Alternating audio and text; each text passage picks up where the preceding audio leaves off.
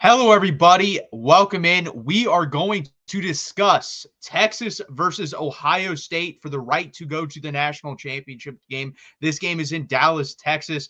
We'll see if it happens Friday when it's supposed to. I know there's a big snowstorm hitting Texas this week, so hopefully no trouble with the game. I'm very excited. Obviously, you see behind me, Texas fan for this game. Texas is a 6-point underdog in this game.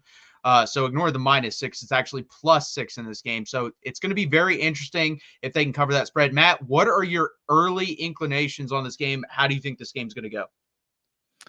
So I think I've been one of the more critical people of Texas all season long. I think like when they talk about like journalism school, like storytelling, it's like a show, don't tell, right? And it's like I've been just told all season long that Texas is one of the best teams in the country. But every time it comes like time to prove it, it's like I don't know that they're actually one of the best teams in the country. So with how Ohio State has looked in the last couple games, like I feel like it kind of feels like a vintage Urban Meyer team in terms of like they kind of drag their feet through the games that aren't that important sometimes. In the big games, they actually show up and bring their A game. Like I feel like there's this part of this narrative is like, oh, but Ohio State, can they really bring their A game for like a third week in a row? It's just like, I mean, if this is just who they are, then yeah, they can. So with how Ohio State has looked, and it's like maybe I'm like the rest of the public, it's hard to pick against them right now. No, I do agree with that.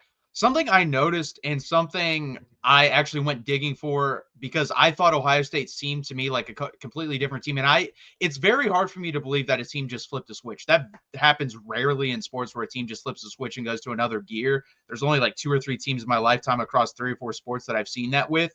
So I was watching them and I thought to myself, maybe they switched schemes. So I dove into the numbers, looked at the film, everything like that. And they have completely abandoned the inside zone, which, if anyone knows, that is like Chip Kelly's bread and butter. They are a completely different running team now. They are counter. They've run counter, I believe, according to Pro Football Focus, like 70 to 80% of the time now. They've also run different plays off of that in the passing game off counter. So on top of, I do think they've turned it on a little bit. They've got a whole new scheme. And that's why I think Tennessee got blown out the way they did. Because think about that. They were preparing for 3 weeks for regular season Ohio State. Ohio State for those 3 weeks just studied Ohio State and said, we're going to put in a whole new scheme, a whole new playbook. And Tennessee got blown out that day because of that. And then I think Oregon was put in a position to where, you're looking at the Tennessee game, you're looking at the regular season, you're wondering, was that just for Tennessee, or is that how they want to play this game as well? And it turned out, they did. They ran the same plays they did versus Tennessee successfully. I think Texas will be the most prepared possible out of the 2 teams. And I think if Ohio State does win this game and go to the national championship, so on and so forth, it'll be interesting how those teams prepare for it if they do win. Because there'll be more film on it. Now, do I think Ohio State is an overall better team? Yes.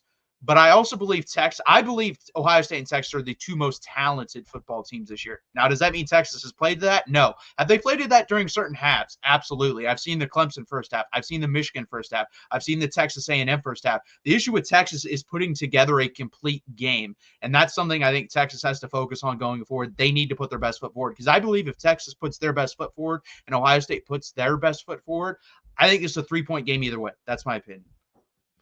Yeah, I could see that. I just right now you look at the 4 teams that are left, and like Penn State basically blew out SMU and Boise State. Like Notre Dame blew out Indiana and essentially blew out Georgia. Made easy work of Georgia, right?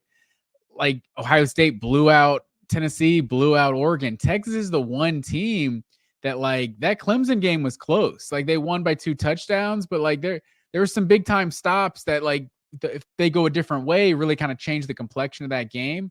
And then Arizona State, I mean, you could make some arguments that Arizona State was the better team in that game at points. Like Texas, after they got out to that early start, like Arizona State was probably the better team for the next 2-3 quarters. So they and obviously a little controversy. We're not going to get into the targeting, but there's a little controversy on their side too. So you look at and then also the Georgia thing. Like I'm a Georgia guy, but that's the one thing I can't like ignore, because I even said it all season long. I didn't know how good Georgia was the whole year. And obviously they played with QB2 versus Notre Dame, so it's a little different. But in terms of what they were for the first 13 games, like they seemed like a flawed team, got blown out by Ole Miss, were getting blown out by Alabama before they made that great comeback. But in that Georgia team beat Texas twice. So I can't ignore that this Georgia team that I'm still not sure about beat Texas twice, you know?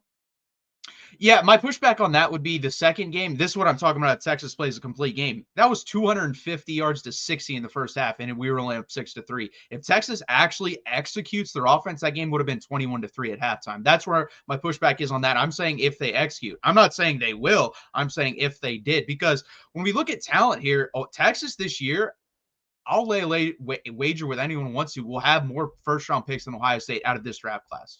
That is a real thing. If you look at draft boards, that's going to happen.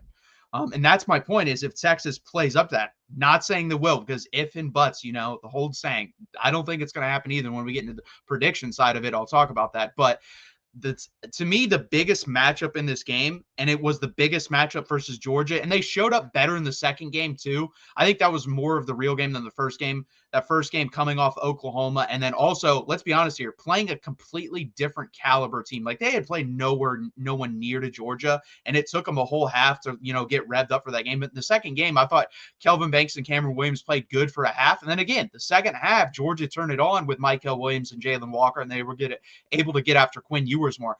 I think Kelvin Banks and Cam Williams, who right now, Kelvin Banks is going to be a top 5 pick, Cameron Williams is going to be a back of the first round pick, are going to have to play phenomenally in this game. They're going to have to play up to that first round standard because they're going up against JTT and Jack Sawyer, and that is the biggest matchup, in my opinion, of this whole game. We'll see how that goes. Yeah, and that's a good call. And another dynamic is like Sam Levitt and Cade Klubnik. Like they both have the ability to make some plays with their legs. Like Will Howard can make some plays. I don't know that he's as dynamic as Sam Levitt, but no, that guy's super dynamic. Like it was crazy. We had 33 pressures in that game and had 3 sacks because he is the second most elusive quarterback I've ever seen play Texas behind Taysom Hill. That guy did not get tackled. Now, he didn't have a good game. He was 22 of 46 for like 230 yards. He was pretty bad other than avoiding the rush.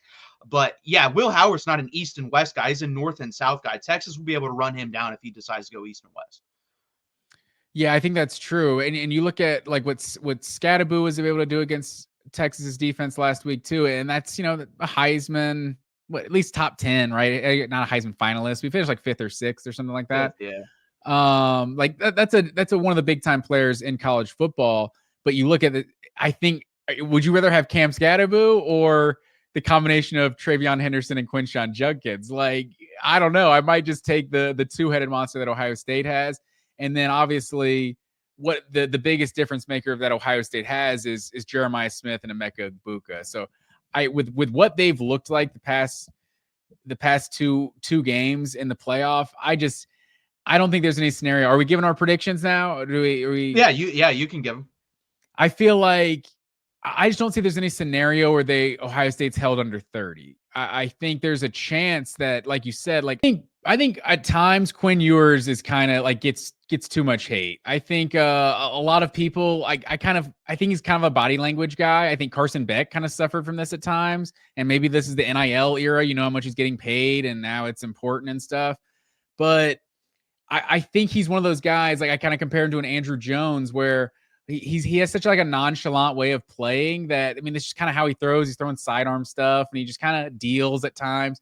But when he makes mistakes, it just looks really bad. And then fans start running with narratives like, oh, does this guy care? What's the deal? It looks like he's not even trying. It's just how he plays. So I still think Ewers is one of the best quarterbacks in college football. Like of these 4 that are left, I think Will Howard's the only one that I would take over him. And Will Howard's supporting cast doesn't hurt him either. But I think I still trust Ewers as being, one of the better quarterbacks out there. Like if you have to win a game and put it on the arm of the quarterback, I think Ewers is still good enough to do that.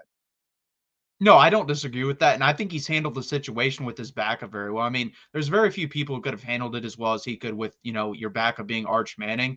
I don't think he gets enough credit for that. And he's just very stoic. He doesn't really have any emotion, talks about being super calm. He was asked about the 4th and 13 play today, either today or yesterday, and basically said, yeah, it's no big deal. Like, they kind of rubbed it off. And someone compared him to Eli Manning, and I do think there's a little bit of that, other than he doesn't really make the weird faces that Eli Manning made. Eli Manning's had some weird faces on the sideline. Quinn doesn't really do that. But that's the thing, too. I think everyone keeps talking about the Ohio State offense versus the Texas defense. I think the Texas defense will hold up pretty well in this game because Arizona State ran 97 plays, and people say, oh, that's a lot. Listen, when Georgia played Georgia Tech, this is crazy because I looked at it. Georgia Tech only ran 84 plays in 8 overtimes. Arizona State ran 97 plays with just 2 overtimes. And in regulation, They ran like the same amount as Georgia Tech did in 8 overtimes. So the Texas defense was on the field for a very long time. And like I said, the matchups with the tackles and the edges and the offense versus the Ohio State defense is where this game will be decided. I'm very confident saying this. I think if the Texas offense clicks for a whole game, I think this is a 27-24 game either way. If they don't, I think the Texas defense will hold on for a half, maybe 3/4, and then you're going to see Ohio State pull away. My prediction in this game, because of what what I have seen from both teams, I cannot lie to myself. I cannot lie to other people. I think Texas is going to play a really good first half. They usually do that. They're going to be bad in the 3rd quarter and play again well in the 4th quarter. I think they're going to end up losing this game 31-21. I do think their defense is much better than Oregon's. I think it's better than Tennessee's. I think Ohio State does cover this game, but I'm going to take Texas, but it's in a respectable fashion, I guess. 31-21 Ohio State is my prediction. Yeah, with how they jumped up on Tennessee and how they jumped up on Oregon, like, I really don't know how I would rank those 3 teams, Oregon, Texas, and Tennessee. Like, those are kind of, they're all very good teams in college football this year. I kind of think Texas is somewhere in between Tennessee and Oregon, probably closer to Oregon. But I think there's a scenario where they could jump up, 17-0 or something like that on Texas. But I don't think I think that ended it with Tennessee. Like, Tennessee didn't have the offense to come back from that. Like, I think Texas could still make it a game, even if they get in a hole early. Like, Sarkisian is a coach that is experienced. Like, I trust Sarkisian. So I'm going to say Ohio State wins it. I'm like you. I'm going to say by 2 scores. I'm going to say Ohio State wins this one 38-24. Yeah, I think that's fair. Like I said, Texas cannot have lulls in this game. They had 6 straight drives versus Arizona State where they didn't score a point. You can't do that versus Ohio State. You will lose the football game, period. And you put way too much pressure on your defense, and you've seen that constantly with this Texas offense. And luckily, this year, we haven't played any explosive offenses that have been able to take advantage of that. Arizona State obviously wore us down. Scadaboo at that point was just like a battering ram in the late 3rd quarter, 4th quarter, and just being able to bounce off guys because Texas was dead tired. And if the Texas defense or offense allows this team to be put out to dry again, Ohio State will be able to score a bunch of points in the second half. And this game's going to look a lot worse than it probably could have been if the Texas offense doesn't come to play. And it's going to be interesting how they decide to attack Ohio State. I don't know if they're going to try to spread them out, throw it more. I don't know if they're going to try to run it. I personally believe they should throw it to open up the run. I think you have the weapons to do that. Quinn Ewers is also very good. He's one of the 5 best quarterbacks when the pockets or when he's 5 out and just him back in the backfield. I think they should take advantage of that. He reads the field much better that way too. I don't know if we don't do that. You saw a lot of success with that later in the game when he took him down the field to win that game versus Arizona State, and Bert Auburn missed the field goal. That's another guy that has to play better in this game. Yeah, he could be an X factor, unfortunately, for Texas in this one, too. And just Texas's playmakers the last few games. Like, I've been really impressed just by, Matthew Golden has been a big play threat, every time he touches the ball, just about. Yeah, 100%. And that's like when we talk about weaknesses with these teams, they're relative weaknesses. Like Denzel Burke is a relative weakness for Ohio State. I think he's been targeted 36 times on the year. He's given up 30 receptions. And he got abused in that Oregon game. And I would argue Matthew Golden, Tez Johnson, and Evan Stewart, when they do go to the NFL draft, are going to be drafted in similar fashion. Like Tez Johnson right now, I think is going to be a 3rd-round pick. I think Matthew Golden's in that range as well. And the guy, to me, the X factor, Isaiah Bond, can he be healthy? Because he changes this Texas team. He really does. He's way more dynamic. He's a 1st-round wide receiver. He's the only 1st-round wide receiver right now Texas probably has on the roster other than the freshman Ryan Wingo. And I think you're going to have some young guys step up in this game for Texas to win it. I think Colin Simmons is going to have a good game. I think Ryan Wingo is going to have to have a good game. And I also think Isaiah Bond's going to have to go back to the Alabama form of Isaiah Bond or the early Texas form. He was good up until he got hurt, but he has not been the same since that ankle injury. I was going to ask you about Bond. Is he projected to play in this one? Yeah, he played for Arizona State, but he didn't play much, and that either tells me he's still injured or Sark didn't want to use him in that game just to keep him healthy for this game. So that's going to be interesting. I think you'll know pretty early. Like if he has 2 or 3 catches early again, you'll realize, oh, we didn't think we needed him versus Arizona State. If he doesn't, then most likely he's just not good enough to go, which really sucks. Like he was starting to get healthy, then it gets rolled up on in the SEC championship game, but just hasn't been healthy the whole year, really. The back half, he's been healthy for 5 games, and then after that, he's been hurt. I hear you. That will do it, guys. Can you please hit that like button? Please subscribe down below. We're both taking the over here, and we're both taking Ohio State to cover the 6 points. Again, guys, please hit that like button. Please subscribe down below, and thank you for joining us. Yes, sir.